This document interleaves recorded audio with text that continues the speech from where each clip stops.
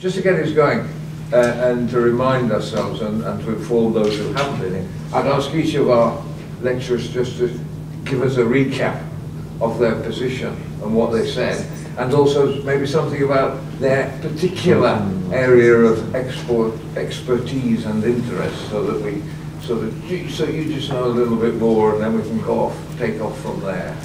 So, oh, that's okay. Just get us going. So maybe if we start down at your end, Matt. Certainly. If that's all right, please. Morning, everybody. I'm Professor Matthew Woodcock. I'm Professor of Medieval and Early Modern Literature at the Department of the School of Literature, Drama and Creative Writing at the UEA, down the road in Norwich.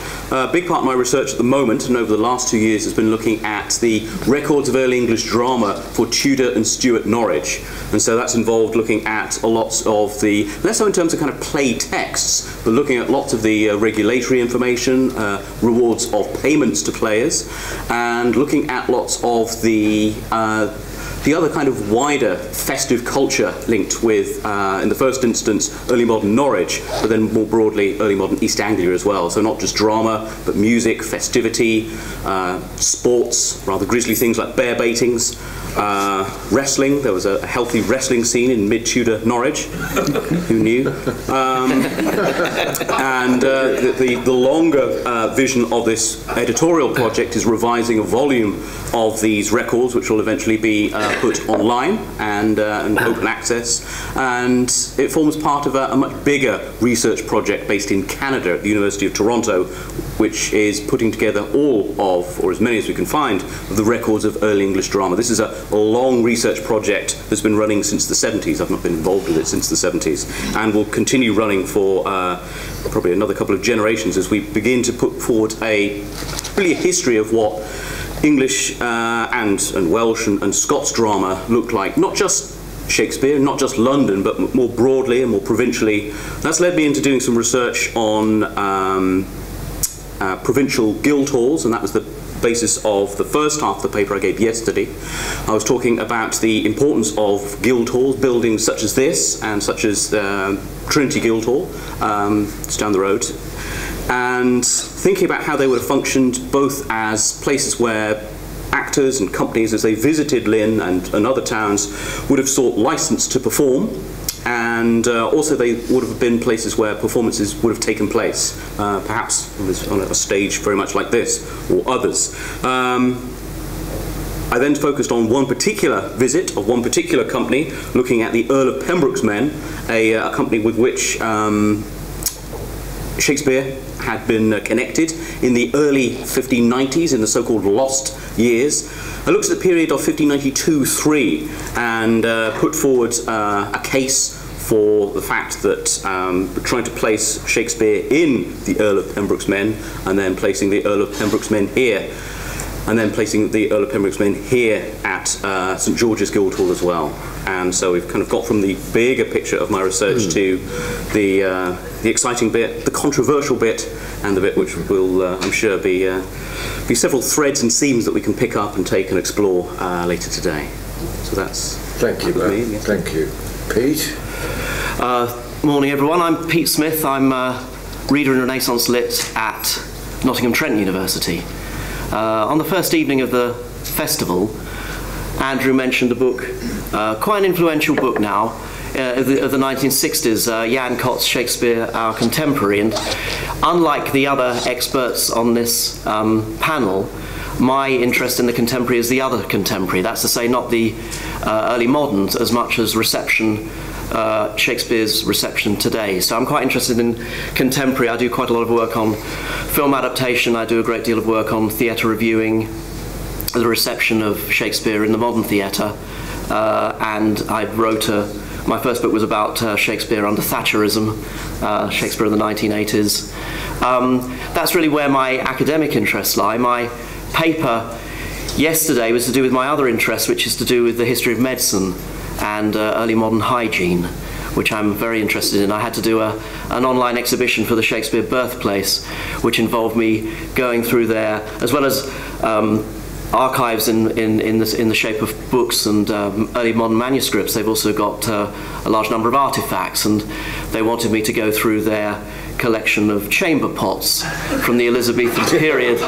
And very interestingly, I came across a piss jug, which I didn't know about. And of course, piss was quite valuable. It was used in, obviously Shakespeare's father used it in terms of leather tanning. It was used to make ink. It was used in dye.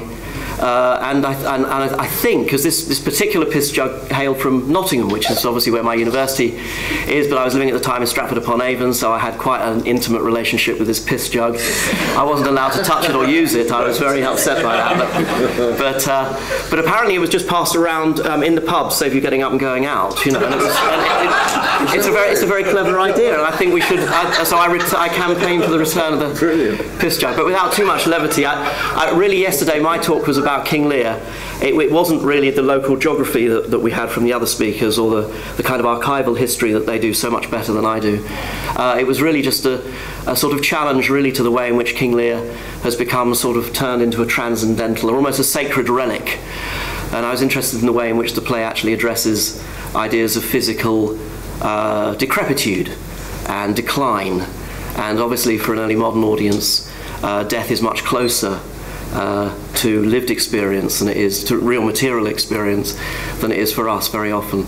And so I was just trying to redress that balance between treating Lear, as I say, as a holy cow, and trying to bring back the text's interest in physicality, in mortality, and in death. So very jolly on a Sunday morning. Thank you, Peter. That's what I do. Richard.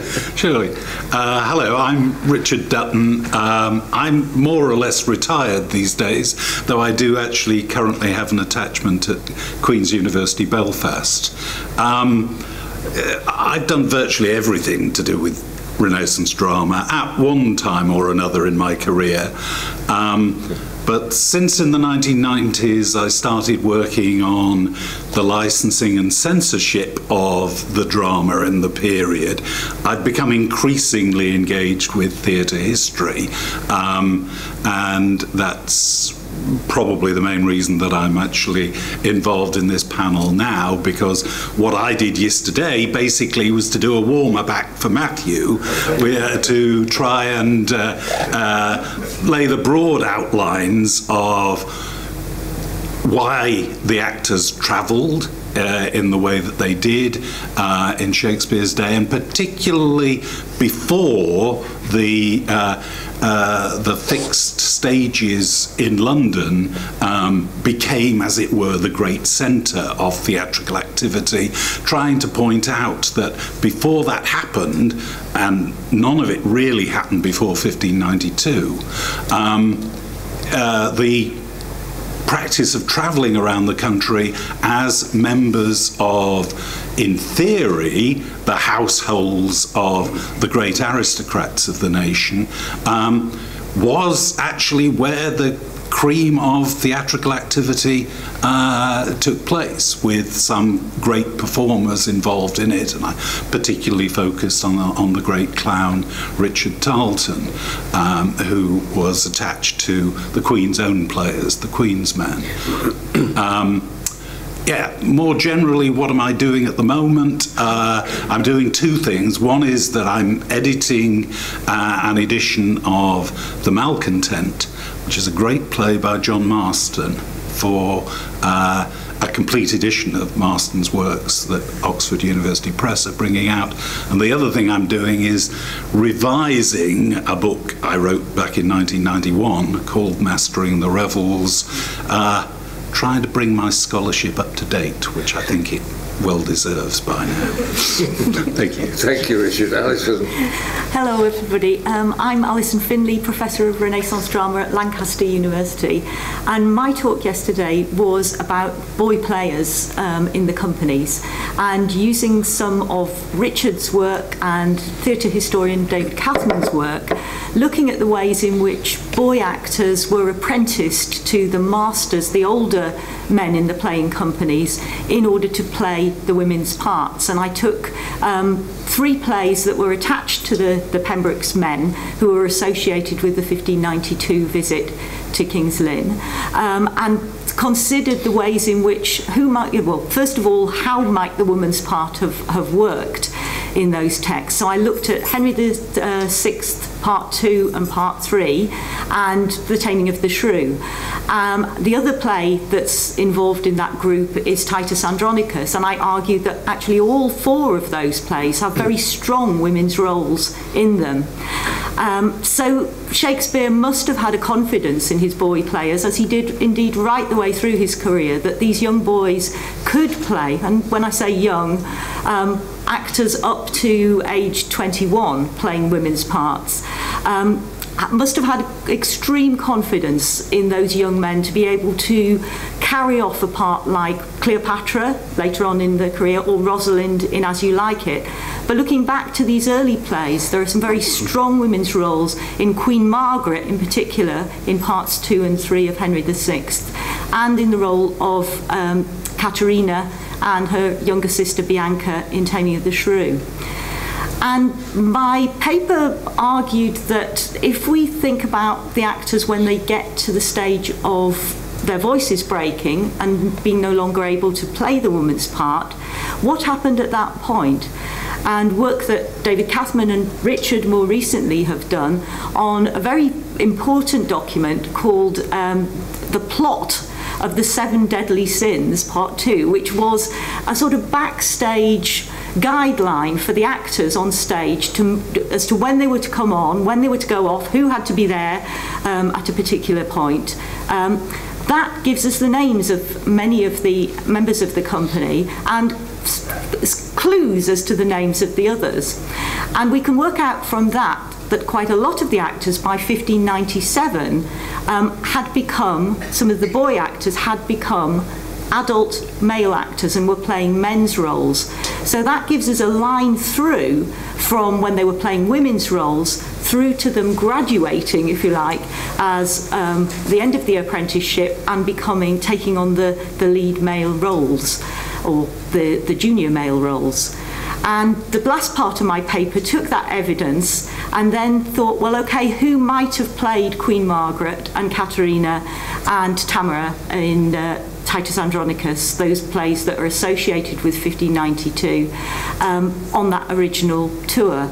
And I suggested that Henry Condell, who's one of the 2 figures very important in Shakespeare's life and the afterlife of his work, who came from Norwich, might have been the player of Queen Margaret and the figure of Caterina in the Shrew. Condell and Hemmings, the 2 actors who brought together Shakespeare's plays in the first folio, the first collection, collected works of Shakespeare, were both given money in Shakespeare's will to buy mourning rings for him. And I think that kind of quite close relationship that Shakespeare had with both of them, business relationship, but probably also a very close personal relationship from working with them through so many years, suggests that Condell might be the man, or the boy in this case. Thank you, Alex. John. Hi, my name is John Drakakis, and I'm, unlike everybody else here, fully retired. Which means I can do what the hell I like. Andrew set me a problem. He said, could you come down and do something on Shakespeare and King's Lynn? Well, I'd never been to King's Lynn before, and I didn't know whether Shakespeare had ever been to King's Lynn. And I started with a blank page. And by a kind of serendipity, I arrived at a connection between Shakespeare, Robert Armin, of course, who was a native of King's Lynn, and the Elizabethan theatre and touring. I mean, I'm not a theatre historian in the way that Matthew and Richard are.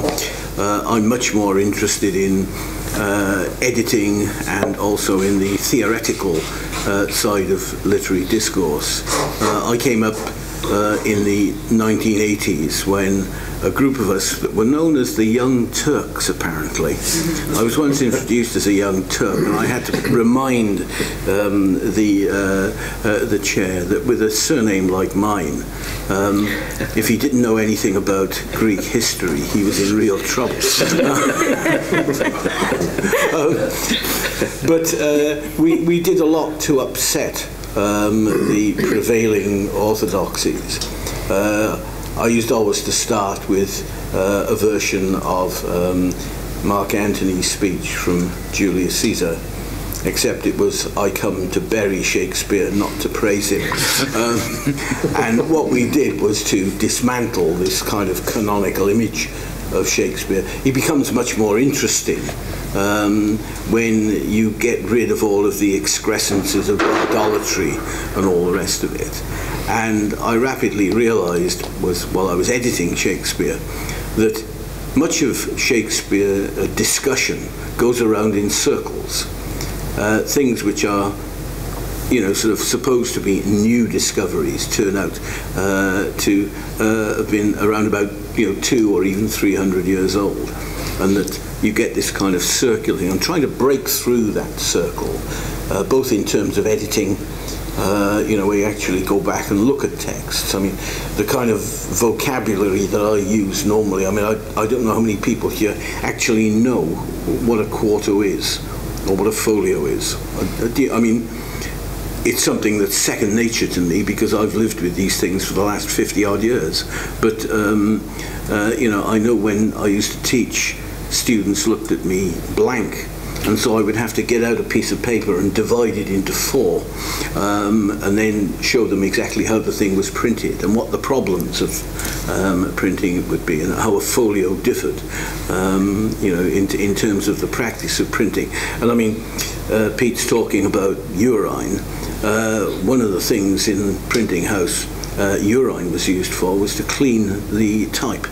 Instead of what you would use lye now, or, well, you didn't use lye at all, I mean, it's a completely different thing, but this would clean the face of the type before you then redistributed the individual pieces of type. I mean, the smell of a printing house must have been, absolutely appalling. And bear in mind that it was in candlelight. And bear in mind also, of course, that the compositors didn't drink water.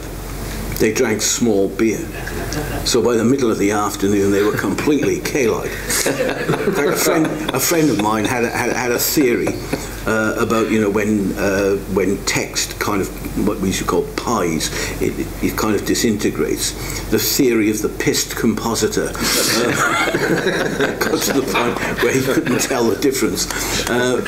So I've been involved in this and in the sort of literary discourse of Shakespeare for a very long time, and my current project, which will probably kill me, I think, is a revision of Geoffrey Bullett's narrative and dramatic sources of Shakespeare, which is taking me in a number of different directions, and surprising directions too, because I have to dismantle a particular discourse and then reformulate it. And I'm also, for my sins, the general editor of the New Critical Idiom, which is a series of books which take particular topics and develop them historically, theoretically, and all the rest of it. So, I'm sort of in the Renaissance in one sense, and I'm out of it in another. Looking at Armine and King's Lynn, there turned out to be a very fortunate connection. One which I think would allow us to speculate reasonably responsibly, in matters of the relationship between Shakespeare, maybe even this building, certainly King's Lynn, and of course a member of his company that had a significant impact on particularly his later work. And this leads us into questions, and they're very large questions, about how Shakespeare wrote. I mean, yesterday I quoted a piece from Much Ado About Nothing, in which the name Will Kemp, who was the clown who preceded Robert Armine, played the part of Dogberry. And of course the basic question to ask there when you are confronted with the quarto version is, who wrote those lines that are ascribed to Will Kemp? Did Shakespeare write them in isolation? Did he write them with Kemp? Did they write them together?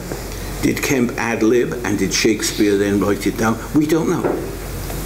And there are lots of questions, it seems to me, that one can ask on the basis of, these kind of almost serendipitous discoveries that you make.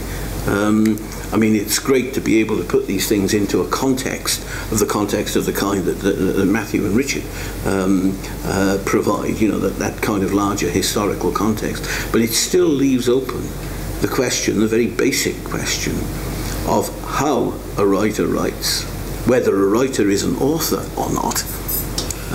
That is a very controversial issue. And to what extent members of the company contribute towards the actual script of the text. And so these are things, I mean, these are open-ended issues. And, when you pull the threads, they all unravel in various ways. And I'm interested in that process of unraveling. And although the paper that I read yesterday tried to be specific, it did raise some questions that I know professional Shakespeareans would make their hair stand on end. Thank you, John. I'll leave it at that. Thank you, John. Thank you. I mean, it's very interesting what you're saying about who writes it. I mean, in my career, I've worked with I've worked with Alan Ayckbourn. Yeah. And when you get an Ayckbourn script, you don't change a dot, a comma, nothing. It is there. Yeah. I worked with Peter Flannery, who wrote Our Friends in the North. And Peter, we'd rehearse a scene, and Peter would say, "That's not really working, Andrew. I'm going to rewrite that." And he was working kind of off me or off the other actors. And a script which started life that wide ended up like that wide by the first time because Peter was working off us, whereas Alan doesn't work. He just does it on his own. Anyway, sorry, that's by the by. Yeah. Anyway, listen, it's over to you now, chaps. I mean, anything you want to ask, please, about the specifics of what each of these good people did, or anything at all Shakespearean that comes into your head. We can talk about anything at all. We've got the first question. Who wrote Shakespeare? Thank you. Hello, can you hear me? Yes. I guess we've heard a lot about Shakespeare's humble beginnings and we've touched on the gender politics of the Taming of the Shrew and the violence of Titus Andronicus. It's in modern productions, it's still an issue of being able to write a thumping good story without causing moral outrage. So how daring was Shakespeare in his writing? Would you like to take that one? I'd quite happy to take that. Thank you, John. Daring, did you say? Yes. Yeah. I mean, I think one of the problems that we have is that we rather project our own perceptions of what society is like onto, a society of 450 years ago. And, we say, okay, it's an authoritarian monarchy, parliaments are in their infancy, etc., and that everybody conformed. The history tells us something very different. State fear of large congregations. It's a rural community with all of the problems that exist there. And specific issues come up from time to time. And when you put it into that kind of historical context, then you find that drama and the plays of Shakespeare, but not only Shakespeare, I mean, I think other dramatists too, this is the way, as it were, that society talks to itself. I think our conception of the theatre is a misconception. I mean, going to the modern theatre, I'm sorry to say, is a bit like going to church. We sit in the dark and we behave ourselves. We don't throw things at the actors. We don't get accosted by prostitutes, peanut sellers, or whatever. I think going to a public theatre in the late 16th century might have been quite a dangerous activity but an exciting one as well. And also, of course, when you think that the theatre building might sometimes be used for other things. I mean, Pete was talking about order and ordure, right? You know, sort of excrement, blood, and goodness knows what, and bear baiting. And in the very same space, you have a theatre that produces plays like those of Shakespeare, Marston, Middleton, etc., which deal with issues of the time, and they're controversial issues. They're dramatic. Now, there are some dramatists, I mean, Ben Jonson's the obvious example, who overstep the mark and they find themselves in trouble. So far as we know, Shakespeare always managed to avoid getting into trouble, but nonetheless, he still raised issues of considerable controversy. You know, I mean, King Lear is a controversial play.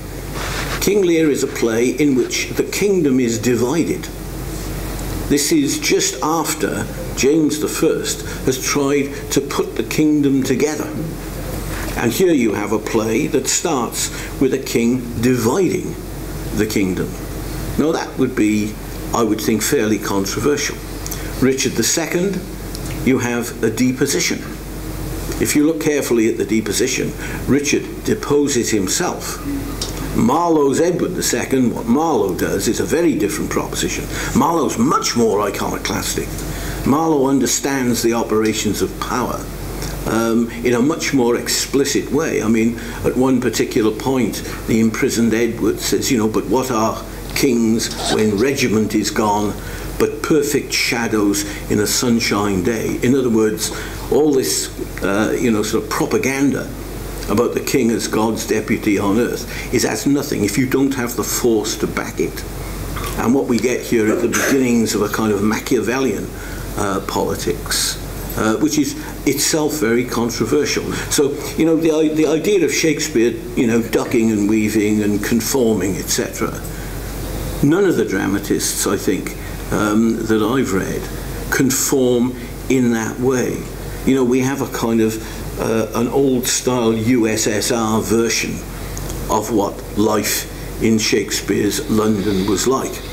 Of course, if you go to these countries, I mean, I went to East Germany, I've been to China in the immediate post-Maoist area, I went to Russia just after the, you know, the sort of demise of the USSR. These countries are nothing like the propaganda that we produce, you know. The levels of freedom are very, very different, and the levels of things that you actually talk about are very different. So, you know, I think the thing is we need to reconfigure our notions of what a society of 450 years ago might have been like. And what we need to do is to be very careful that we don't simply project our own understanding of what society should be like. You know, I mean, well, we all subvert, well, some of us anyway, subvert the society in which we live, you know.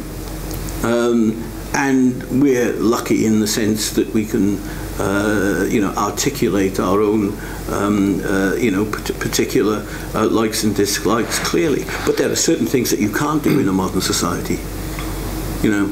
And the kinds of things that we used to laugh at that were happening in the USSR 40 years ago, you now find we live in a surveillance society that's even more draconian. You know, I'm on TV everywhere I go. You know, there's, you know, I'm under surveillance. Now, I don't think that an Elizabethan society was quite like that, even though there was a, you know, a pretty kind of vicious secret service, and you could disappear off the streets, and you could be tortured. You know, that can happen even in Britain. You know, extraordinary rendition is not a figment of anybody's imagination. People do get tortured. You know, and the idea of being radicalised. I remember when Margaret Thatcher first came to power, the odious Margaret Thatcher, that she was a radical. The word radical now means that you are a terrorist. You know, I mean, fortunately, I'm not going to be locked up for talking about Shakespeare, but I could talk about Shakespeare in a way that would very quickly get me locked up. I think another way of thinking about that. What was the word that you used? I'm sorry. Daring. Daring. Yes, the daringness is not just to do with the social and cultural context that John's describing, but I always think of Shakespeare's daring as being to do with frustrating, deliberately, I think he does it deliberately, frustrating audience expectation. So we set out with a revenge play like Hamlet, and it takes 4.5 hours and still nothing's happened. You know, we're still looking at our watch and all the pubs are shut, and the revenge happens in the last 30 seconds, you know, almost. You wait for a great naval battle in Othello and somebody comes on, news lads, our wars are done, you know, and the whole thing is, what happened to that? Or the second scene of The Tempest, we start out with that brilliant storm scene, that fantastic coup de théâtre. And then the second scene is Prospero going on and on and on to his daughter, who's so boring that she keeps falling asleep, and he keeps having to prod her. And I think that the daring for me is not just what John's described, which is obviously the stakes are very high there, but in the way I think of Shakespeare's daring is in his constant reinvention and manipulation and tinkering with what his audience wants. His audience want to see blood and guts. They want to see a revenge play. They want to see a big naval scene. And you know, at the beginning of Henry V, he says, "I just can't do it. You know, I haven't got the facilities. And you know, I know you've come here to see that, but you just have to pretend."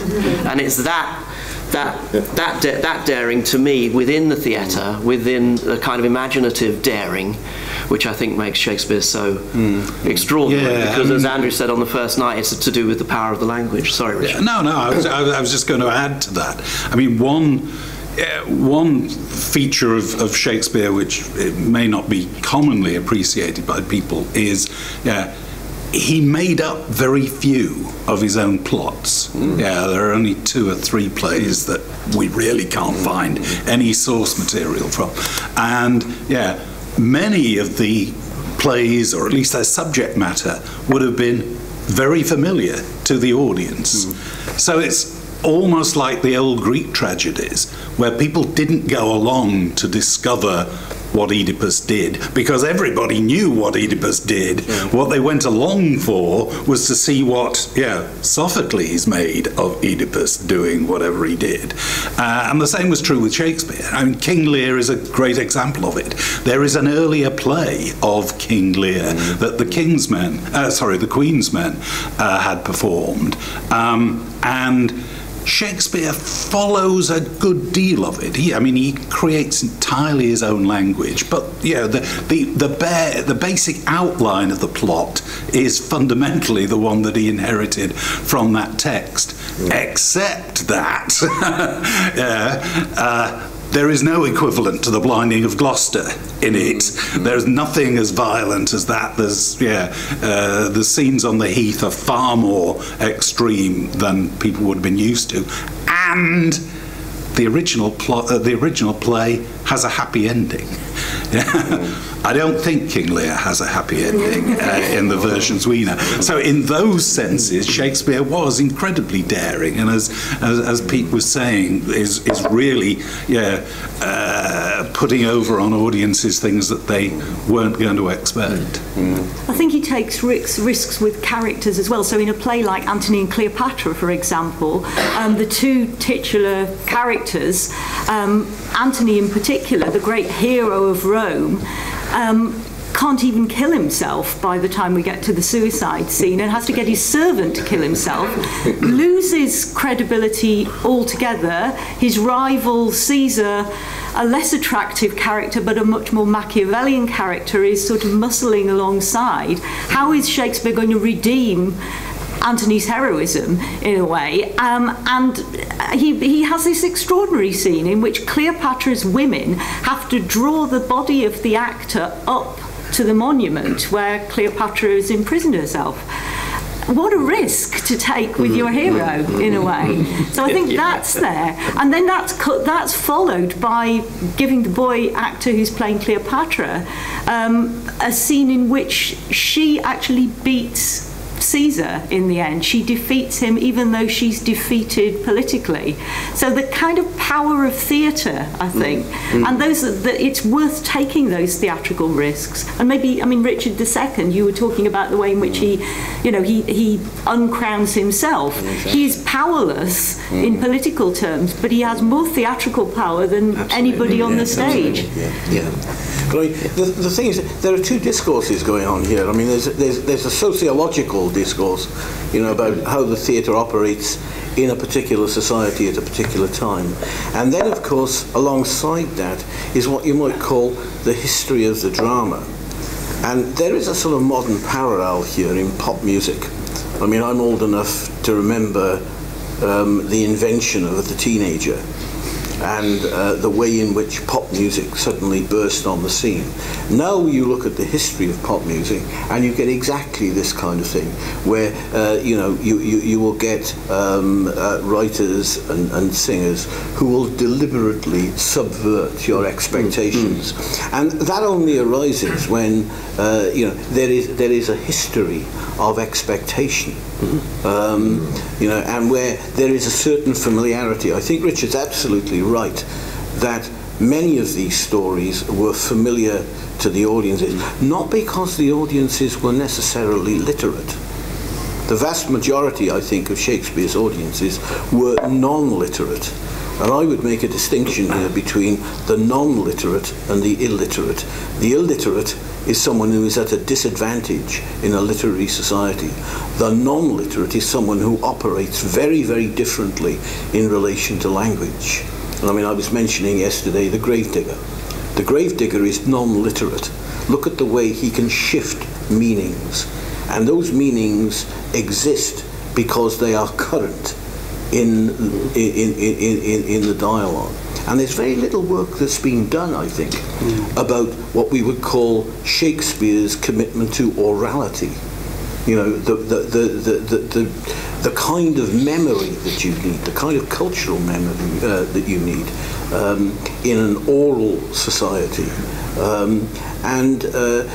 This ties into what audiences would be familiar with. So that when they came to a play like Hamlet, they would have a number of different versions of that play in their minds, because there were a number of different narratives that were circulating. And although, we think that Hamlet delays, there's a very sophisticated reason, or a series of very sophisticated reasons for that delay. Because Hamlet is on the outside at the beginning. If you think of it in terms of a theatrical thing, Hamlet is outside the court. If he kills Claudius at that particular point, he is guilty of regicide, because the public, that's to say the public of Denmark, don't know that all Hamlet has been killed. And it's only when Hamlet is at the end of the play, at the centre of the play, and Claudius is on the outside, and Claudius makes this appeal, "Oh, help me friends, I am but hurt," and he's outside. That's the point when Hamlet can kill him, because he is now publicly guilty. He can't kill him while he's praying, because that might send him to heaven. So basically what you've got there is a debate about the nature of revenge. When is revenge possible? When you should not revenge? When is it a kind of wild justice? And what the political implications of that are. And this is all tied up, in, I suppose you could call the theatrical history of Hamlet. And Lear, it seems to me, is again exactly the same, where you get different versions of the play, which any writer at any one time, or any company, might be able to pick up and, produce a series of riffs on. Basically, there is a certain improvisational element, I think, in the drama of the period, which at one extreme is formal. You're looking at the rules of the drama and the way in which they're subverted, and I agree. I think, there's a lot of, risky stuff there. But then, of course, you've also got the sociological side of it, which is what drives the audience to come and see what's going on the stage. And the reason it's so powerful, of course, is because it keys in to the anxieties, the fears, the current issues that confront that society it wants to know about. We do it with news, you know. I mean, our dramatic medium is the news. And of course we think that basically what's happening is that the newscaster is telling us what's going on. It's a very carefully orchestrated process. And if you talk to people who put the news together, they will deny the ideological investments that they make in news production. And, you know, this is our drama, basically. You know, I mean, our theatres are historical buildings in many respects. But, you know, it's TV news, or, I mean, I'm not up to date with all of this, you know, iPhone nonsense. I mean, I don't understand it at all. And I can't understand what happens when people walk along streets and seem to be talking to themselves. I used to think that was a sign of madness. But just to pick up on that point about orality as well, and it almost requires us to sort of pass that question a little bit more in terms of thinking about Shakespeare and Shakespeare being daring and what we're meaning by Shakespeare, whether we're encountering it as a read text, whether we're encountering it as an oral text, whether we're encountering it as a monologue, effectively. That's to say, what is Hamlet as a play doing versus Hamlet as a play of as a dialogue, effectively, as a work made of many voices. And I talked in my paper yesterday briefly about how playgoing was described as much in this period as going to hear a play as it was going to see a play. And even just if we were to say, I'm going to go and hear Hamlet, immediately what does that conjure up? What does that mean? How does that make us rethink what the experience of playgoing is? And then think about news as well, and the importance of orality in that culture as well.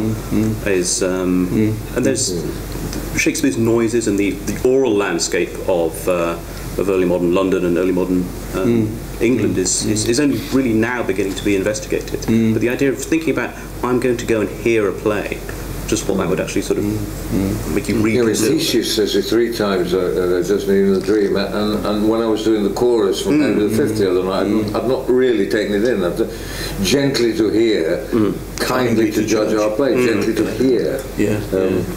Anyway, and the beginning of that program, open your ears, in Henry IV too. Yes, in Henry IV too, that's right. So there's obviously a lot of noise going on there. The prologue has to shut people up so that they can hear.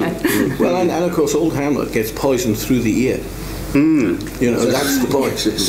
I mean, I don't know what kind of poison this is, but it's a symbolic poison. You know, thus is the whole ear of Denmark. And it's a play about language, and it's a play about you know, the sort of negative effects of rhetoric.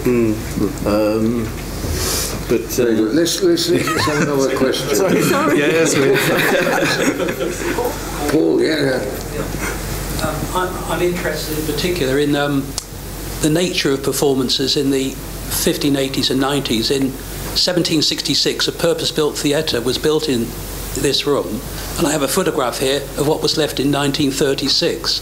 It was said to be of Elizabethan type theatre, where you're sitting, the stage went through into the middle of the room with the audience around it. And going back beyond 1766, this was used for many things, as you know, but especially as a courthouse. It was a major courthouse of various uses, various courts. And one of the courts in the 1580s and 1590s was the Admiralty Court, because King's Lynn being a major port, there was shipwrecks, pirates, 16 pirates were condemned in this room in 1587. And so there was lots of things going on. I just wondered what evidence there was. I'm interested, what sort of stage? Was it a stage like you're sitting, or was the stage in the middle of the audience?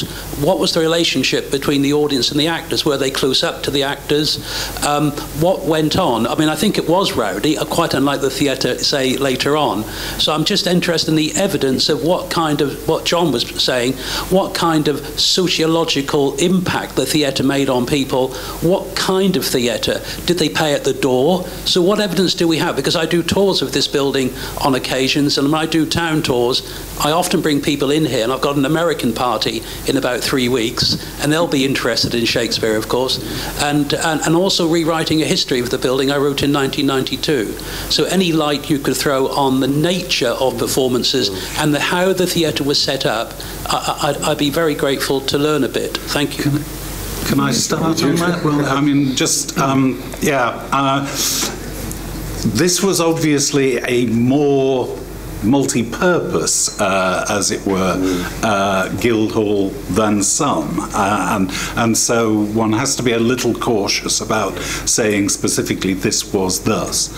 But usually when a performance was put on in the Guildhall, it was put on for the mayor and the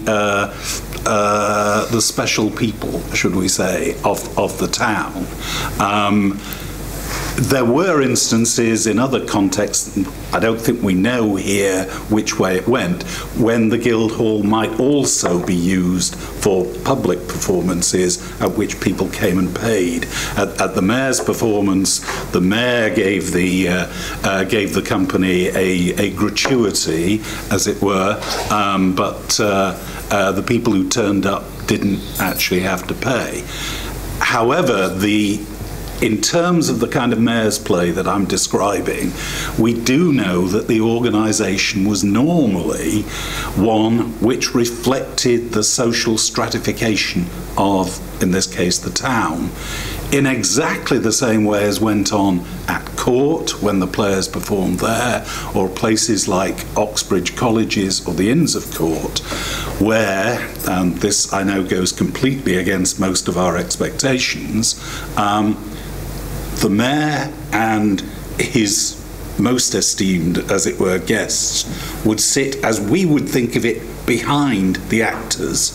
Yeah, they would sit on a kind of bench of honour, and then the actors would perform on a relatively low podium just in front of them, not a thrust stage in the way that you're talking about, which is something that is fundamentally part of our consciousness because of the fixed London stages which use those thrust stages. This was very different. Yeah. So you had the actors acting here, and then the rest of the audience would be rolled out beyond with chairs or benches, as it were, back to the back of the room. And the actors would use, normally in a context like this, canvas booths that they build at the side of the stage, which they could use as entry and exit points and as places where they could change costumes, because obviously a room like this doesn't give you the option of disappearing into the green room or whatever. And so the point of a performance in a place like this is that the majority of the audience would be seeing their betters through the performance. So the performance and the mayor and his party were, as it were, intimately associated with each other in the production. What that meant in terms of how the actors performed, we don't know. Presumably somewhat, literally in the round, they'd have to be trying to satisfy two audiences at once. But we'd have a fair idea of which audience they were, as it were, taking more care of. Now that would be totally different if you went out, once they'd performed here, they would have gone out into one of the public inns and they performed in what was probably a very different context. The stage would be set up differently, and there would obviously be no equivalent to the mayor and his party behind. And they may well have used thrust stages there, but I don't think they would ever have used a thrust stage like that in this building. I was interested yesterday, Alison mentioned in the Shrew that actually the fact that they sort of ran out of actors, and that the audience watching the Christopher Sly sort of play within the play, that possibly the lords at the back might have been kind of the equivalent of the audience for the play within the play, if you like. Would that have happened, Richard, that they would have used the Lords in that sort of way? It's entirely possible. Yes. The Lords' rooms in the actual public theatres well, they had to use that space behind, because that's where balconies and so on were. That's where Juliet was for Romeo, as well as housing the great people, as it were. And there was obviously some interconnection between the great and the good who paid a fortune to go to the theatre, as distinct from the people who paid the penny, and the actors. And the people with a lot of money paid to be associated with the actors in that way. And so it could very easily be structured in that way. It's always worth remembering. Unlike many of his contemporaries, unlike Ben Jonson, for example, who does actually talk about his own plays being put on stage in the context of some of his own plays, Shakespeare never imagines in his theatre, in his plays, the public theatres of London. When he imagines a theatrical performance, it's in a great house. It's at court or in the house of a great lord. And the Guildhall really was that, except that it was a quasi-public great house in that context, and just probably rather bigger than most of the great houses locally would be. And that, for Shakespeare, I think, was always, as it were, the ideal. I was saying yesterday that, I think Shakespeare was always waiting for the moment that they could take over the Blackfriars Theatre, the indoor theatre that his company took over in 1608. That, too, replicated many of the conditions that I've been talking about. And that's the extraordinary thing, because this is the same actors who are doing this sort of, you said they're moving to inns and they're basically improvising the staging depending on the space that they end up in. And at the other extreme, of course, in the banqueting house, when they're staging elaborately staged and beautifully perspective scenery. We think of Shakespeare's theatre always as being, non-illusionary and so on, but the sorts of things that Richard's written about before to do with the court masque involve the most elaborate sound effects and lighting effects and a real kind of technological wizardry. So you go from one extreme of almost a kind of back of a pageant cart kind of thing in the street or cathedral or something, and then you go to a purpose-built, the banqueting house is the extremely beautiful extreme version of that private theatre space, which is indoor and therefore can provide the most amazing technology. And it's the same actors, going from one extreme to the other. That's what seems to me to illustrate the flexibility and the capacity to improvise and restage something as you move down to the next pub. It's extraordinarily... Well, I think that's true sort of nowadays. I remember being on tour. Right, that's the equivalent, isn't it? Yeah. And then suddenly we were in Chichester, which is a thrust, and you got the audience on three sides. Right. And suddenly you've got to make that, just adapt to that particular condition, or the stage is a lot bigger or smaller. But yes, maybe that had that same sort of sensitivity and ability to do that, Peter. And Shakespeare is interested in audiences as well. I mean, we can look at quite a few of the plays. I mean, Midsummer Night's Dream is a great example of that, which then sort of takes us back to that moment of how an audience would be watching an audience watching a play. And we see that in other things as well. I mean, if we were to look at a slightly earlier play called The Spanish Tragedy, we see a figure called Revenge watching a revenge tragedy, and obviously Telling the Shrew is another example of that. But watching audiences seems to be actually a really sort of fertile resource for Shakespeare and his contemporaries as well. And watching auditors as well. Watching, listening, and watching is an incredibly rich thing that Shakespeare kind of keeps going back. But the other issue, of course, is the issue of perspective. I mean, you were talking, Paul, about the difference between a proscenium arch stage and, let's say a theatre in the round. I mean, we're used to proscenium arch stages and fourth walls and all the rest of it, and the perspective that imposes on the spectator. If you take that away, then it's a very different... And if you have an audience that has a mindset that's very different from that that's imposed upon it by perspective, then you have a much greater degree of flexibility. And I wonder, in fact, I mean, again, there's very little work that's been done on perspective this particular period. You know, as things change from people looking at pictures and the way in which, you know, vanishing points operate and how this might affect the whole business of the visual aspects of the theatre. Because, I mean, when Shakespeare puts a mask on stage, you know, it's usually incorporated within a theatre. I mean, I'm not sure that I quite buy your argument, Richard, about, you know, Shakespeare believing that the ideal performance space is a big house and all the rest of it. In terms of money, that might have been the case. But I mean, you look at you know, the prologue to Henry V, which Henry V might have been the new play in the Globe Theatre. And, you know, the prologue addresses the whole business of what you do when you go to hear a play. You know, what you can do on the stage, what you can't do. You know, you can't have a full battle on the stage, so you have to represent a battle in a certain way. And of course, what happens is that the audience has to contribute to this too.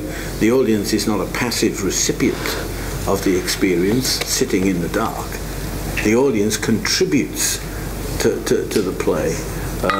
And it seems to me that that's really quite important in terms of establishing a distinction between the sorts of things that we're familiar with. You know, as I say, a proscenium arch we take for granted. And, you know, a thrust stage you think of as a kind of innovation. But then, you know, you go down to the RSC in Stratford and you look at their mock-ups of Elizabethan theatres, and then you look at the actors. The actors are playing as though these stages are proscenium arch stages. They play to the front of the stage. No idea of, you know, how you might block diagonally so that everybody gets to see what's going on. I mean, I went down to see a production of Tamburlaine, and I happened to be sitting on the side in the front row there, and Xenocrate was standing right above me. And the thing is, you know, you usually shrink when the actor's going, and she winked at me, and I thought, yeah, that's exactly what... I winked back at her. I thought, I'm pretty safe here. But, you know, the idea of somehow the actress who is... she was very good, but who could step out of that role and sort of, you know, fix on a member of the audience who was kind of sprawling there, you know. But, and I think that level of interaction that, you know, a kind of Shakespearean stage can produce is very, very different. You know, we're expected to sit in the theatre, we applaud when we're told to, you know, we sit still until the interval, you don't rustle sweet papers, things like that. I mean, I remember an occasion when in a production of Troilus and Cressida down at the RSC, they decided that the audience could sit on the upper level behind the stage. And of course, they warned you that you didn't get to see everything.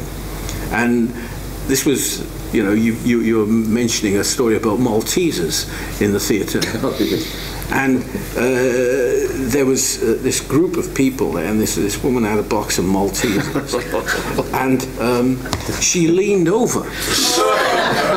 And all the Maltesers went onto the stage. And it was Mike Gwilym who was playing, I think, Hector. And he was trying to enunciate a speech about the value of value. And there he was, sort of tipping between the Maltesers. It was hilariously funny. Is there another question, please? Anywhere where the mic is? So I've got a confession and a question, and the confession's to John actually. The line you referred to in The Guardian in December, it was supplied by me. That's my confession, and the question is associated with that line. The line stated that this is the only theatre in the world that can claim that Shakespeare performed here, and I'd be interested to know from the panel to what extent that statement is true, and whether there are other theatres that can lay claim to that. That's a difficult one. I mean, in my paper yesterday, I'd looked at that moment in 1592-3 where we can talk about, where we can place, we can make an argument for placing Shakespeare in Pembroke's Men, and then we can actually look at the tour or look at the places where we have records of rewards to Pembroke's Men in that particular same window. And one of the same windows we could find Ipswich being mentioned in 1592-3 mayoral year. The difference with Ipswich Guildhall is that it isn't there anymore, or that there's a modern Victorian Guildhall on that site. And I suppose we'd then have to kind of look to other points at that, and actually we're thinking about, I suppose we'd be looking in terms of what we mean by tradition, in terms of a kind of continued use of that space on those sites. I suppose if we're looking at some of those other dates in that window as well, we'd be looking at Berkeley Castle. But I suppose the issue that you'd be really trying to push there would be the idea of like I say, a sort of tradition of a particular space being used, and that we could point to as being of having Shakespearean echoes or Shakespearean footprints. I think what would make St George's distinct, I don't necessarily dare say unique, is that idea of it being used for theatrical activity. And as I said in my paper yesterday, I'm wary of just calling St George's a theatre, because it, as I said, these places aren't only theatres, and so sort of playing spaces, and they're being sort of multi-purpose playing spaces and courtrooms and other activities. So that's really only just to sort of muddy or complicate an answer, rather than to say yes, it is. Yeah, right. I think I'm right in saying I thought about this carefully for the last book that I read. The only other place we can be categorically certain that Shakespeare performed in that's still there, though it isn't still used as a theatre, is the Great Hall in Hampton Court. Yes. That's the only royal performance space that is still as it was in Shakespeare's day. Wherever else you look, we do know that the Lord Chamberlain's Men and the King's Men occasionally did go on tour, normally because there was plague in London, but where we know the points along the tour, the actual places in which they performed no longer exist. So what about Leicester, the Guildhall in Leicester? Because the building is still there. I just wondered if there was. Did Leicester get mentioned yesterday in your list of? No, it didn't. It didn't. No, but I mean, the list yesterday was for the Queen's Men. Oh, right. Now, I mean, if you want a Guildhall in all its pomp, as the actors used it, Coventry is the one to go to. Right next to the cathedral, a magnificent Guildhall and still in pristine shape. But not, of course, continuously used as a theatre since then. And there's no evidence that Shakespeare ever actually went to that one. So, as so often with Shakespeare, close, but not exactly the evidence you want.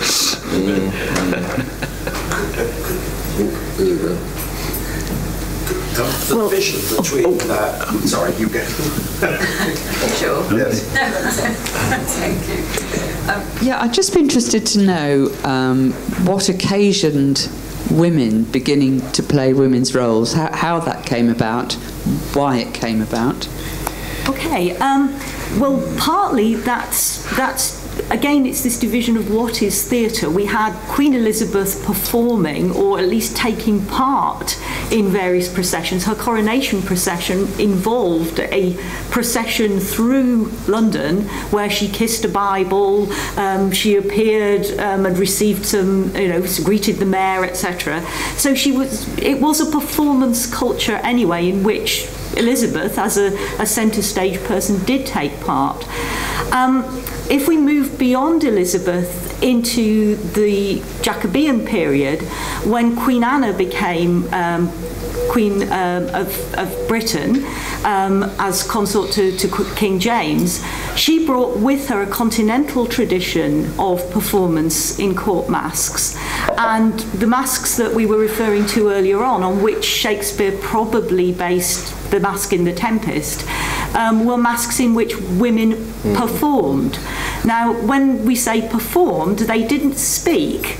There were two parts of a masque. There was an anti-masque, which showed disorder and chaos, followed by the main masque, in which the noble characters, i.e. members of the royal family and the nobility, appeared in magnificent and incredibly expensive costumes, and harmony was magically restored after the anti-masque. In Shakespeare's The Tempest, the masque works the other way round. We have the main masque first, with the goddesses Juno, Ceres and Iris presented on stage, and then the rebellion of Caliban, the anti-masque of that play, if you like, comes and destroys the masque. So the idea of harmony is, I mean, that's an example of Shakespearean daring, I suppose. That's a kind of notion of authorial control being disrupted in that play.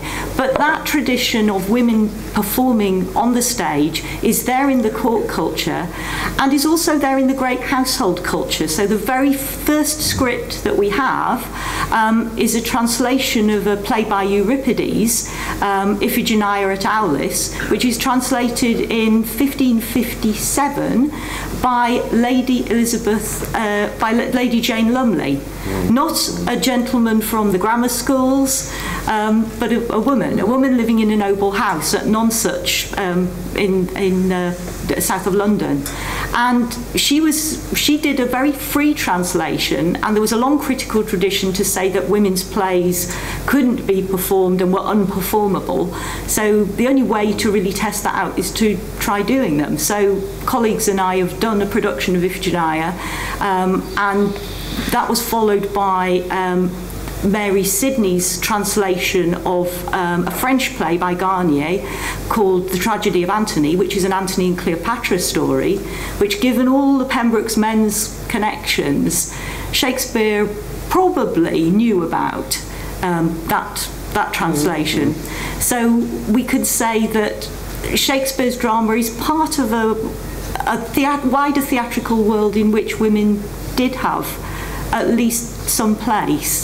Though their performances, we don't have many records until first definite record we've got is 1629, in which we have a script by Lady Rachel Fane, which she wrote for her family, and that one, we know that's got names in it that shows that members of her family, and with male and female, took part. So we know they did, and I think we can extrapolate back from that to imagine that if Lady Mary Lumley's Iphigenia was performed, it would have been performed by her and by members of her household as well. So, but these would have been private performances. I mean, women displaying themselves on the public stage was a different proposition altogether. And I mean, when in 1656, I think, was the first time that women appeared on the public stage. And of course, many of the women in Restoration drama sort of plied their trade as prostitutes, sometimes even between the acts. Very busy bodies. And the idea, for example, that actors should not be buried in hallowed ground and all the rest of it, stems from the attitude towards acting as a disreputable profession, and particularly in relation to women. Because I suppose there is this rather puritanical notion that women should not display themselves in public. And I mean, all this is tied up. This is partly tied up actually with what Pete was saying yesterday about the materiality of the body.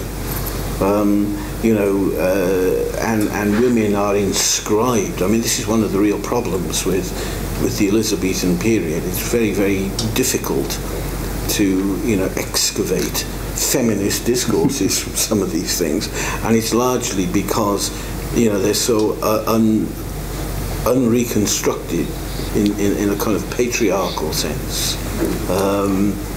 When I was saying to Andrew and I was talking last night when we got back, one of the best examples of the problems confronting women occurs at the beginning of The Winter's Tale, when Hermione virtually accepts the fact that she is fallen, because woman is, part of fallen nature, post-lapsarian nature. And it's this that triggers Leontes' jealousy. And it happens very, very quickly. But if you look very closely at what she says to Polixenes with Leontes looking on, then you get a sense of, what women had to overcome. And I mean, even though in modern society, that myth is still there. There are certain enduring myths that, even in an enlightened age like ours, still prevail. And then, they come out from time to time. I mean, we're at a particularly volatile moment, at this present time, and many of these issues that were, if you like, maintained in check are now coming out into the open in a rather nasty way. But Hermione doesn't. She knows that she's been constructed in that way. She turns around and says, "My life stands in the level of your dreams." What are you? Yeah. But hang on, though. The thing is, before that, we get the boys eternal, where Polixenes says, we didn't know women, we were boys eternal. She says, "That's okay," she says. We take by this that you have fallen since.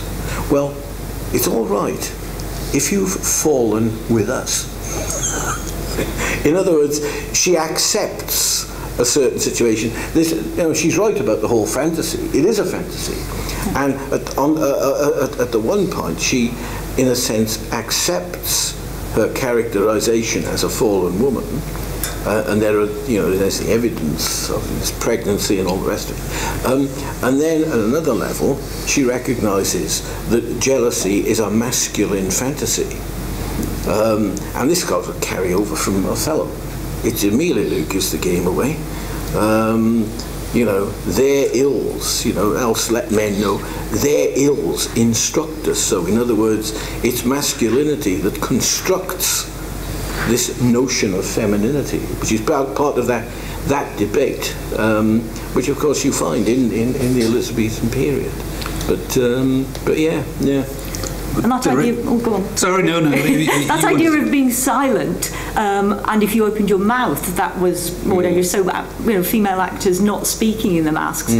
Again, going back to Hermione, when she is put on trial in front of the Oracle, she says, anything that I say is going to be an examination, evidence against me, because I've opened my mouth and spoken. But if you look at that opening scene as a conspiracy theorist, which I like to do, it seems to me that Polixenes has got to get out of there because he's arrived 9 months previously. Oh, of course. That's very clearly. That's very clear that he's been here 9 months. So if the baby looks like him, he better not be around. I think that's why he's off. Well, if I could just take it slightly out of the realm of Winter's Tale, I think, all of these issues are correct.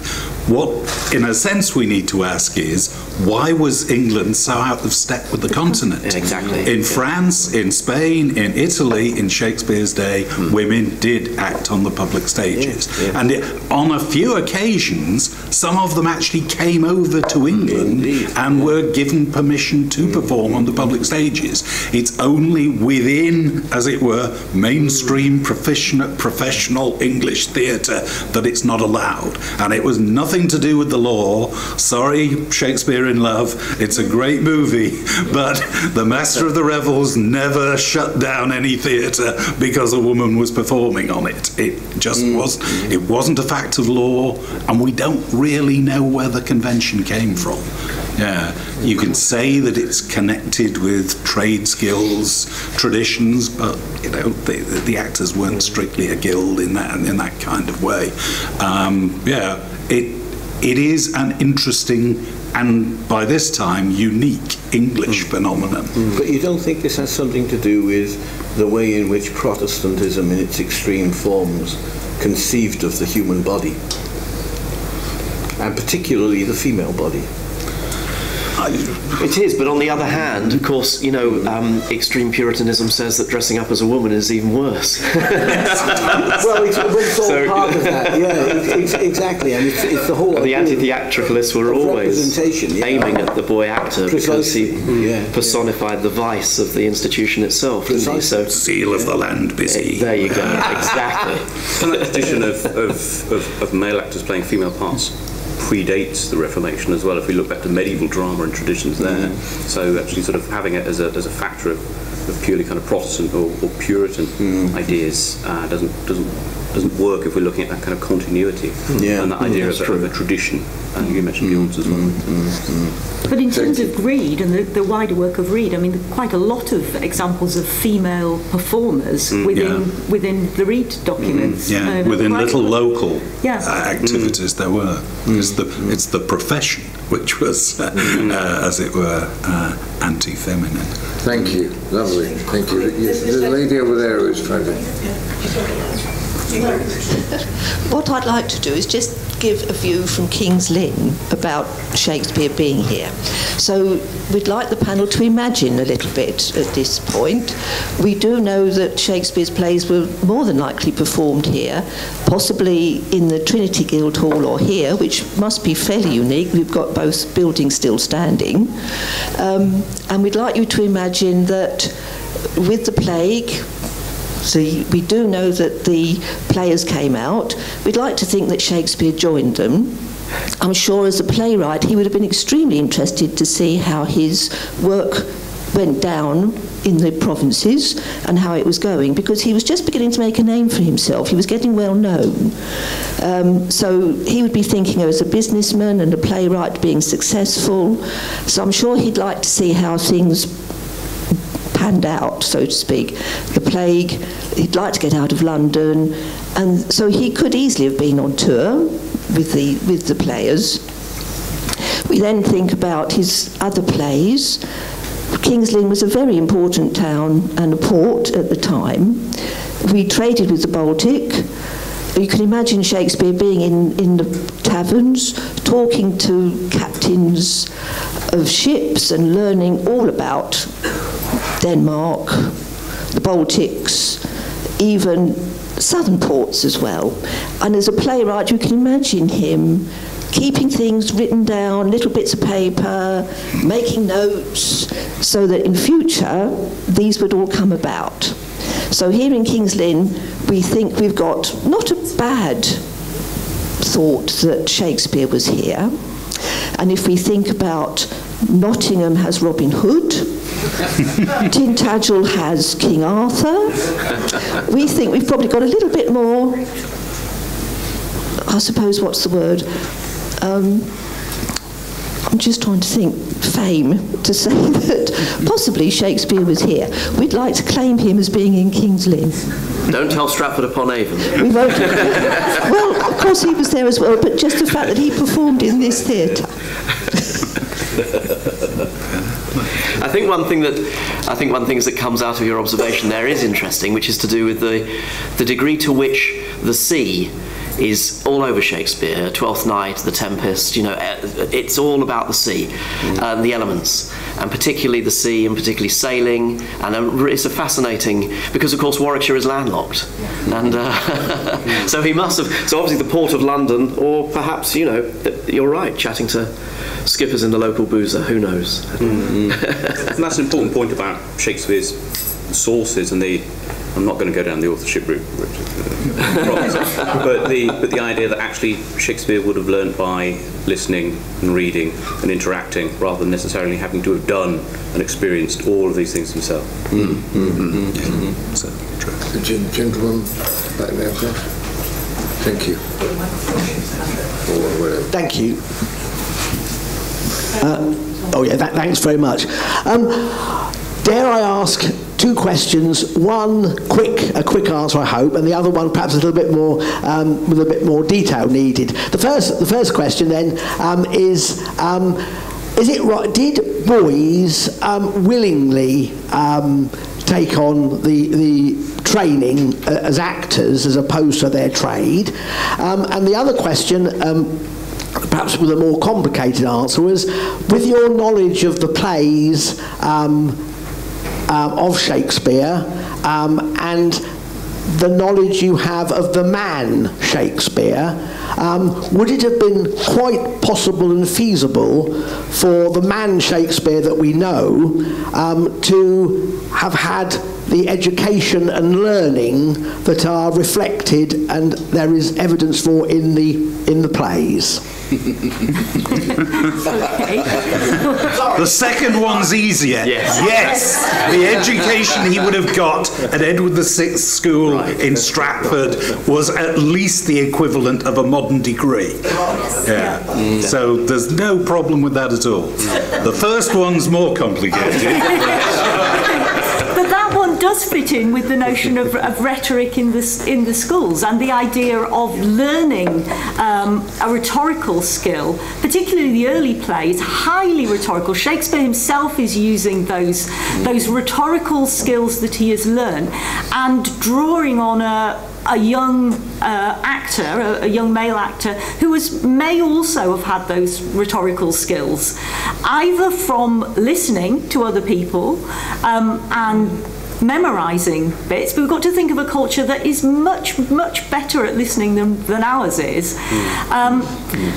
In terms of were they willing to play male women's parts, it was a route of apprenticeship in, and when you were bound to a master, if the master was a grocer, then you were learning 2 jobs. You were learning about the grocer's company, but you were being deployed in the theatre as to pay your board, if you like, because the boy, when bound as an apprentice, went and lived in his master's house. And Scott Macmillan has put forward a very good argument to argue that Burbage's apprentices worked with Burbage and could rehearse scenes with, so Othello working opposite Desdemona, the boy actor playing Desdemona, right the way through. And there are lots of kind of in-jokes in the plays, I think, about that 7 years apprenticeship. So at the end of As You Like It, we start off with Orlando, the Lord, as the prologue, and Rosalind, who appears at the end of the play half as a boy and half as a man, and appeals to the men and the women in the audience as a man and as a woman at the end. So he is a very transvestite character. But before he goes through that process, at the end of the play, Rosalind, the character, has been cross-dressed as Ganymede, again a very well chosen name, as the lover of Zeus, and a kind of erotic relationship between master and boy, I think, is set up there. So I think that is part, and the Antonios that are part of Shakespeare's. Well, it seems to be Shakespeare's name for the melancholy character who has a boy in his charge, and in Twelfth Night at least he's going to lose that boy. There's a passionate sense of bonding between master and boy in those plays that links in with the Ganymede role. But going back, sorry, I've digressed a bit there, going back to the notion of the 7 years apprenticeship, at the end of As You Like It, Rosalind, who's been cross-dressed as Ganymede, goes on and has tested out her lover Orlando to find out whether she really wants to marry him, and has been playing the role of a young man all the way through, goes off stage to get transformed back into Rosalind. And we have a long digression by Touchstone, played very, very well as a set piece, where he goes through a long digression onto the 7 degrees of the lie. And that speech has 7 degrees, and it mentions 7 times, and it's full of the number 7. And it's a kind of covering piece for Rosalind to go off and get changed as Rosalind. But it's full of in-jokes about the 7, the idea of 7 and being released. And, Rosalind at the end says, it is not unusual to have, it is no more unusual to have the lady the epilogue as the lord the prologue. And he's transitioning into that role of the lord. She's got her next prologue, or his next prologue, is going to be as Orlando, probably. So that boy actor will come back and play the role of Orlando in the next performance. So I think it is really complex, and I'm sure Shakespeare's aware of it right the way through. And it's not an unloving relationship. So the kind of direct answer to your question, were the boys forced into it? Yes, in a way, but it's a much more fluid kind of relationship than that of being imprisoned, if you like. Yeah, and forced here, actually takes us into some tricky area. You've got to be clear there's a distinction between the boys who performed with the adult actors, like Shakespeare's company, and the ones we've been talking about, and the boys who, at least initially, performed with the all-boy companies that were attached to choir schools, because those choir schools had ancient privileges, literally, to snatch up boys at an earlier age, actually, than in the professional theatre, the 14, sometimes as early as 10. And that actually blew up in their faces, actually, in 1602, when they tried to do it. They snatched a gentleman's son, and he went to law, he went to the Star Chamber, and the company that had done that got severely censured. And that tradition then died out, and that's why the boys-only tradition did die out, because they weren't replaced. They didn't volunteer for that. But there's no reason to suppose they wouldn't have volunteered for, or at least their parents volunteer them, for those positions with the professional actors, because one thing that freedom of any company gave you was the right to do business in the City of London. Without being a freeman, you had no right to do business there at all. And that, clearly was worth having, whether or not you carried on with the theatrical profession yourself after your voice broke or after you'd completed your apprenticeship. So I don't think there's any reason to suppose that they were forced into it.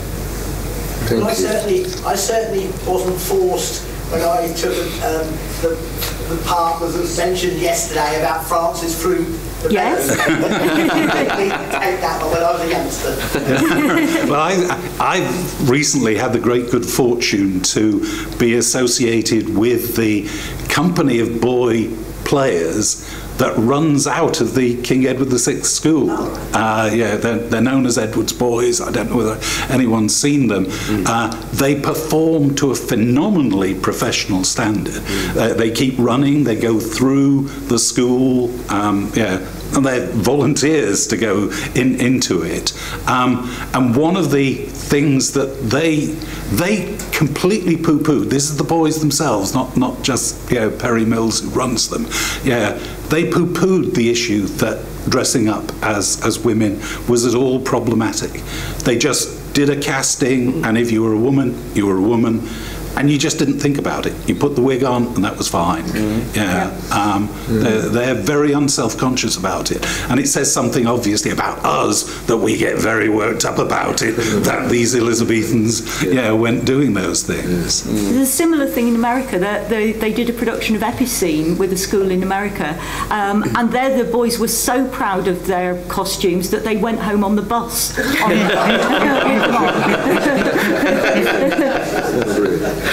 Another question. I'd worry about it. Yeah. Hello. Oh, sorry, we've gone over there. About what it would be like if a group of players arrived in this building. What did they bring with them? Did they bring the canvas booths that have been mentioned just now? Did they bring elements of platform if a platform of their sort of requirement didn't exist? Or did they only travel with costumes? Costumes is hugely important. I mean, I would have thought staging in terms of, I mean, there just wouldn't necessarily have been the space. I mean, Richard has talked a lot about the kind of kit that was travelled about, but costumes in a playbook predominantly. Musical instruments? Musical instruments. We were thinking about travelling by sea, though, weren't we? And, you know, if you could travel by boat, as you obviously could here, then if you were already on tour and there was an easy passage, you know, to Lynn by sea, then that might allow for more elaborate spectacle in some form, or at least larger number of props. I mean, you need a crown. You need, you know. Well, in that way, Barry Rutter with Northern Broadsides sort of followed that, didn't he? I mean, they went to non-theatrical spaces and used whatever they found there. I mean, they brought a costume, but you know, there's an old gardening shovel there. Let's use that. Let's pick up stuff. But would that be the sort of thing that they would have? Also, Shakespeare would have done, his Rutter being quite close to facts there, do you think? In the way the ladies ask. Entirely possible. I mean, yet again, this is not one of those things that there's much documentation about. I can't imagine them carrying around the canvas boothing or whatever. Apart from anything else, you've got to imagine they're not coming just to one place, they're coming to several places. But I think places that regularly welcomed actors would have had basic facilities for them, including a platform stage of some description, and probably, all you actually need for the canvas booth is a wooden frame, then just hang a curtain over it or whatever, or a blanket.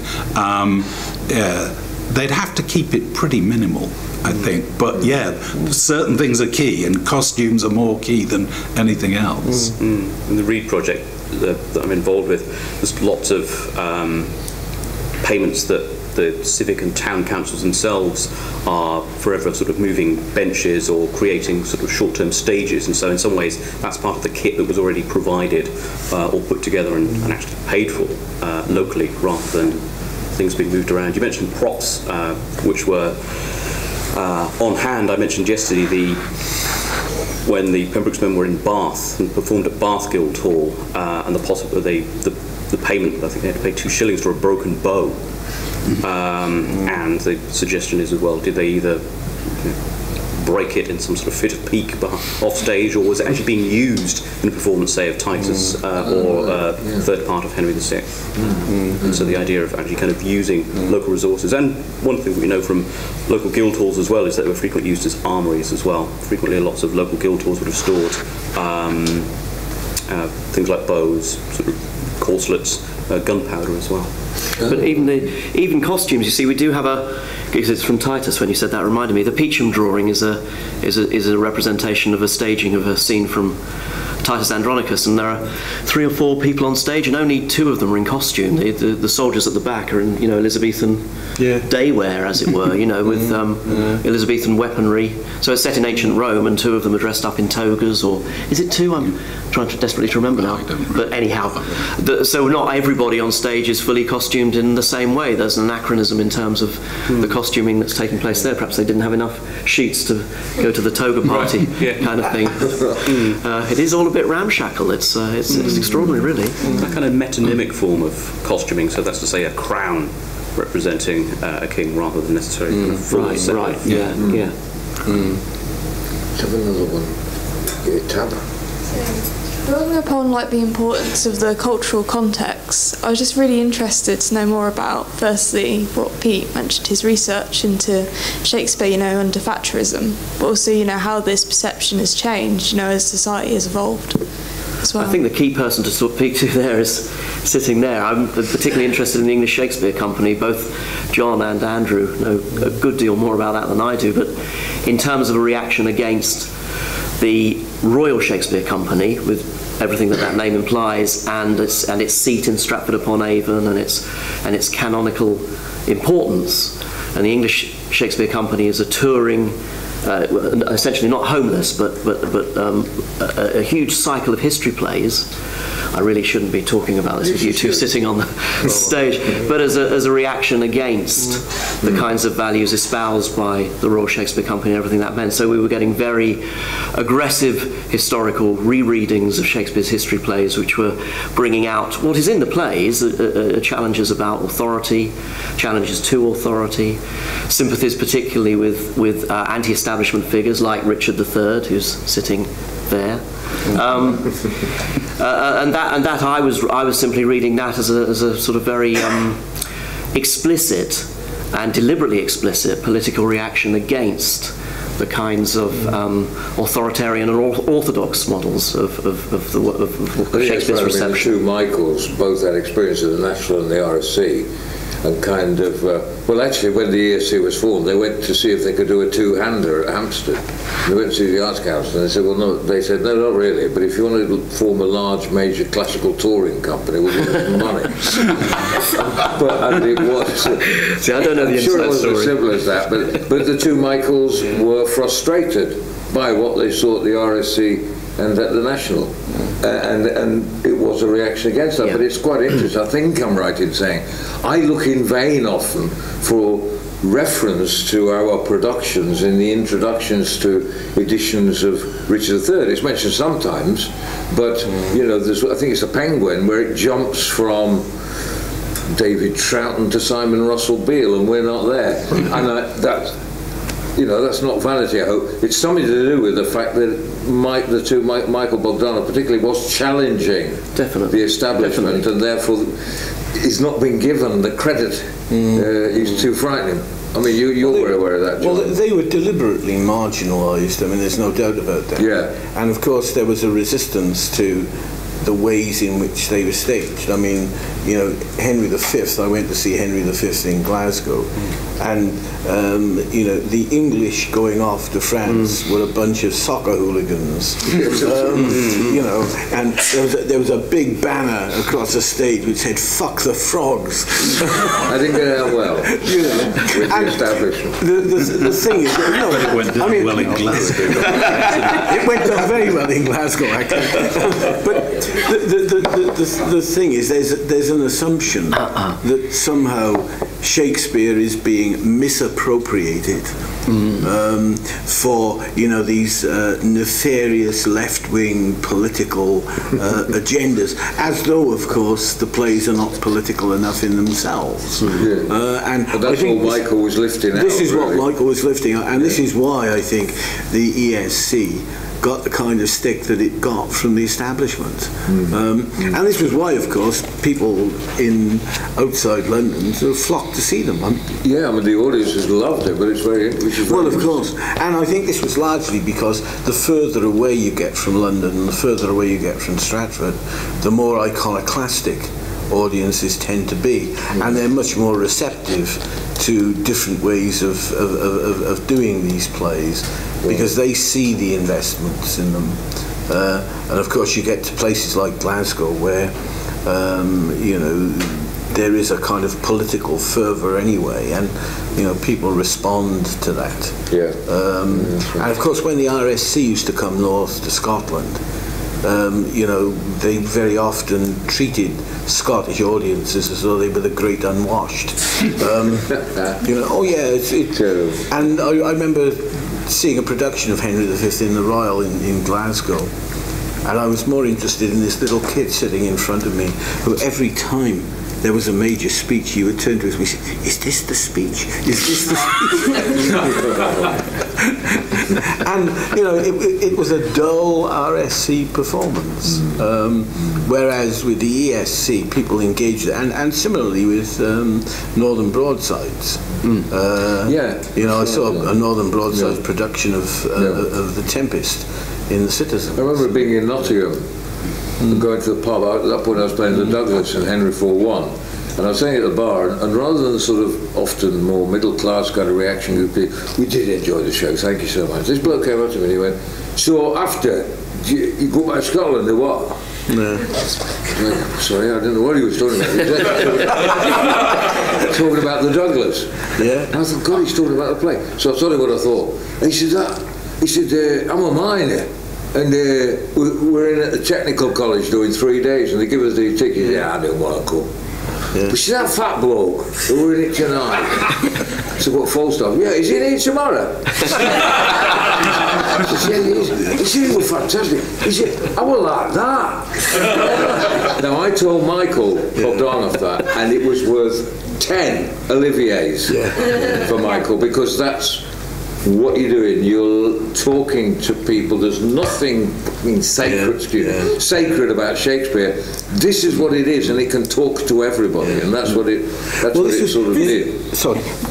Okay, there's a great little bit just after Edward IV died, when, you know, that production had "King is dead, King shuffles off mortal coil," and the character of the scrivener comes on at that point, and that seemed to be a much more accurate picture of Shakespeare, looking around him, seeing what the world was like. Right. That was the kind of model of authorship that production got across to me, and I think that was so modest in a way to kind of suggest that this is a people's play, and that everybody, once they came into the public theatre, you know, they paid their money and they came in kindly to judge our play. Everybody, you know, it was democratic in that way.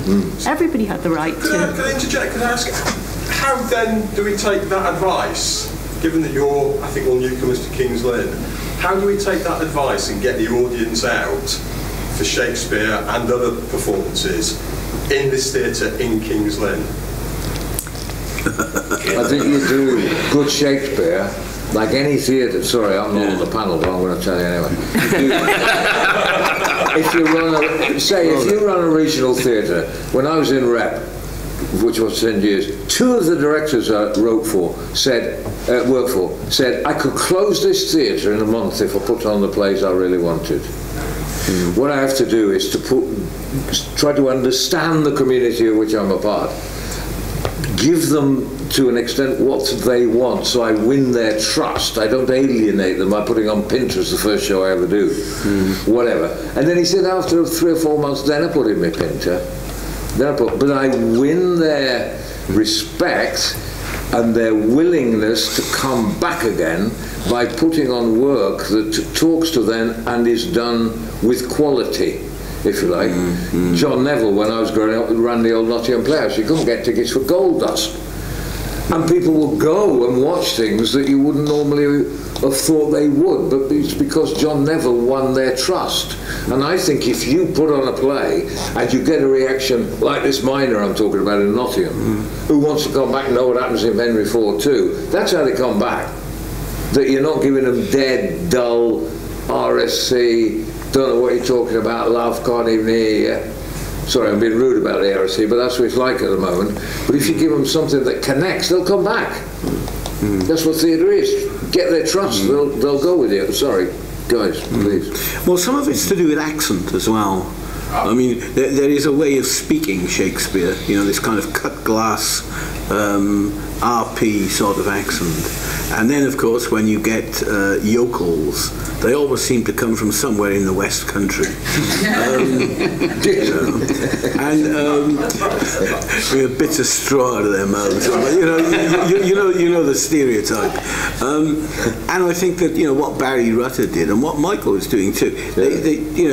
They encouraged the actors to speak in accents that were recognised. I mean, I envisage, when I was in school, I played the part of Hotspur in Henry IV, Part 1, and I firmly believe that Hotspur should be speaking in a Geordie accent. I mean, and it would be very, very different if rather than by heaven, methinks it were an easy leap to pluck bright honour from the pale-faced moon. I mean, do that in a Geordie accent. Andrew, you can do this. What's the first? By heaven. By heaven. By heaven, me think it were an easy leap to pluck bright honour from the pale-faced moon and dive into the bottom of the deep where fathom line could never and pluck up drowned honour by the locks. So you had my redeemer then. It's very different. It's very different when you do it like that. Yeah. And of course his death speech would be even more interesting. Harry, I better brook the loss of brittle life. I mean, this is someone who hates... I better brook the loss of brittle life than those proud honours that thou hast won of me. I mean, it gives it a very different feel. I mean, do you know what is a King's Lynn accent? I mean... is there one? You've got one. Have I got one? You've got a King's Lynn. Sorry? I've got one, I think. You've got one. Yeah. Right. And they also use in certain areas of Lynn, they use certain forms of words. Right. So we often say, Lynn people often say, we don't say we're going now, we say, or we're going, we say we're now going. Right. So, and we talk about pack-ups rather often, or areas of Lynn talk about pack-ups, which are packed lunches. Right. So they're different, yeah. Yeah, so each those idiomatic phrases, okay, they're not there in the original text, but if that kind of intonation is there, and I think I would add to what people have already said, I mean, it would have been better to do this panel really if we'd had a load of texts and you'd all read bits, and you'd all done bits of Shakespeare, because I think there is nothing like actually speaking it yourself to feel how powerful it is and how great it is. And I would suggest that part of reaching out to the community in Lynn would be to offer some workshops to people, as Andrew was doing on Thursday, but actually to be even more proactive in terms of going out to other groups, like adult education groups, into schools, into local interest groups. I bet you any local interest group, there is something you can find in Shakespeare that will connect up to that local interest, whatever it is. Workplaces as well. Yeah. Let's do one more question, then we're going to stop, I think. Question, and that is because to take you back to 1592, if the Pembroke's men were coming here, paint me a picture of what it was like. If they were coming here to perform in the Guildhall, what would it have been like? Would we have known in advance? Would there be posters up? How would they get here? How would they be? Would they be out round the place? Would they be in here rehearsing? Can you paint me a picture? It would probably be raining. Sharp wind blowing. Well, in terms of sort of advanced press, if you like, I mean, there's very little of that necessarily, not least because of the kind of licensing that was necessary in advance of that. We've got a few references to playbills from Cambridge, which are posted up actually in outside some of the colleges, which again, we always sort of get our best evidence from negative evidence, and some of the town council there, city council there are objecting to those playbills being put up, which are then advertising the plays there. And we can only sort of imagine that possibly the same kind of facility would have been, I mean, it would be something which would have to be sort of brought with the companies. But again, we've only got sort of one small piece of evidence for that. Do we know what the population of King's Lynn was in 6,000, which is big. Actually, as a city that today, would be quite big. That's a big place. And a flexible population, presumably, with it being a port town as well. Yeah. But I mean, by modern standards, it would still be a kind of village community, I would have thought. In this respect. So, and I imagine if anything happened in that community, people would know about it. It was obviously very densely packed. The river was the lifeblood of Lynn. Right. So everyone, that 6,000 people, were all in these streets by the river. Right. Yeah. Well, that makes it even more intimate, doesn't it? Really. But it's, I mean, somebody must have known in advance. They would not have turned up, sight unseen. No. They would have, let the corporation, the mayor, know in advance that they were coming seeking that. It's not worth their while to be told that they're not going to be allowed to do it, really. We know it happened on occasion, but I don't think it normally would have. When they got here, they would have been in the livery of their lord and master. So Pembroke's men would have been wearing the livery of the Earl of Pembroke, who was, at that time, the richest man in the kingdom.